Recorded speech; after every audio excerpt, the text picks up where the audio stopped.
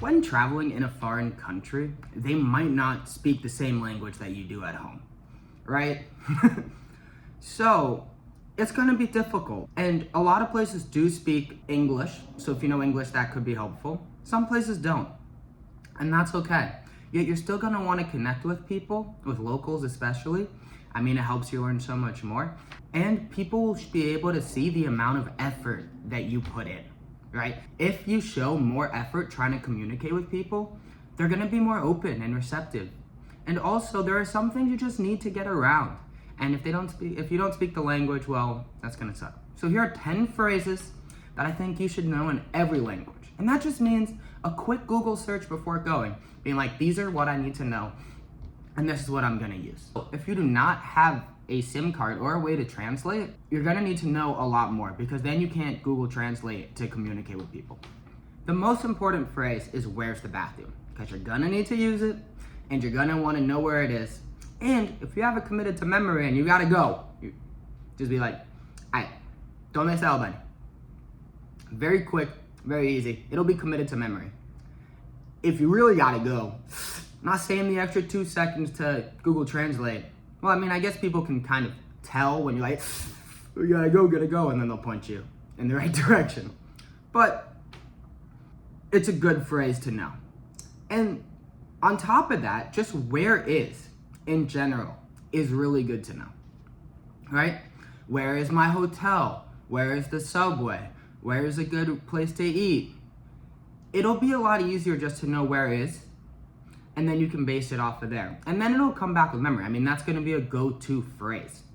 Where is blank? Number 2, I want. I want is a really important thing to know. I want this, I want that, I want food, I want water.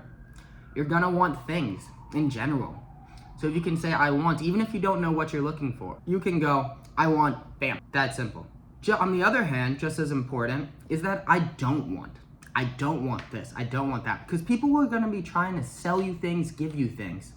And you're not gonna want that. And so this one will be easy to know because everybody's gonna come badgering you. I mean, I know I look like a tourist when I travel. Even if you fit in as a local, they still might sell you things. And if you can't speak the language, well, they're gonna know you're a tourist. So I don't want is very important. The next important thing is how do you say this? There are things that you're gonna be like, I seem to be using this a lot. Well, let's say food items, right? Let's say I'm in the supermarket and I don't know what I'm trying to buy, but I can point at them.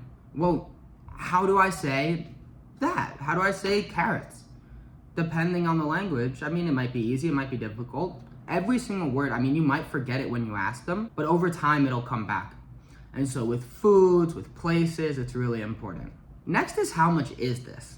And that's good to know because you're gonna wanna know what you're spending on things. I travel on a really low budget, right? You might have a higher budget, but to me, I wanna know how much things cost, and I'm gonna be able to create my budget around that.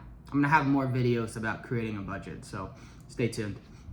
But if I don't know how much the stuff is and I'm not keeping track, I'm not gonna be able to create my budget and see how I can sustainably travel. Following that, we got the numbers related to the currency value. All numbers are important, they're difficult though, depending on the language. I mean, a lot of times, once you know 1 to 10, you can figure out how to do the rest of them, but it could be difficult. But the most important part is knowing how it relates to the currency so you can understand that. Any arbitrary number isn't really necessary. The other thing is you need to know how high you need to know how to count based on the money.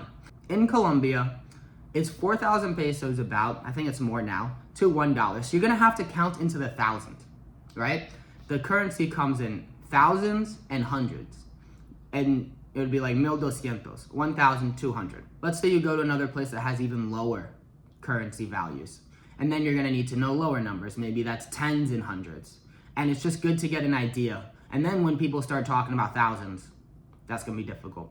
Also, it's difficult because it resets in each country because the currency changes. Even if they all have pesos, there's an Argentinian peso, a Colombian peso, a Mexican peso. Hope it's a Mexican peso. Another good thing to know is how to say speak slowly. Because let's say you do know a little bit of the language, or let's say you learned all of these phrases, and maybe a couple words are registering in your mind. Well, with how fast I speak at home and most locals speak, you're not gonna understand what they're saying anyways. So you're gonna wanna be able to say, hey, can you speak a little slower? Next is please and thank you. And overall, I think just being polite to people, and each place you travel to is gonna have different customs on what they do to show politeness, and there's something to learn from. So this isn't necessarily a language thing, and the verbiage, even in the same language, can vary between countries, especially in Spanish-speaking countries. They don't all use the same words. But it's important to be nice to people, to help people, and show that you're really interested in the people that you meet. It's also nice to be able to ask for help. Whether you're in a supermarket, wherever, you're gonna need help at times. And if you know how to say that in the language, in the local language, then anybody could help you. You don't have to spend your time searching for someone who speaks your own local language. There are a lot of English speakers, but depending on where you travel to, it's not 100% certain. Lastly, my name is, and what's your name?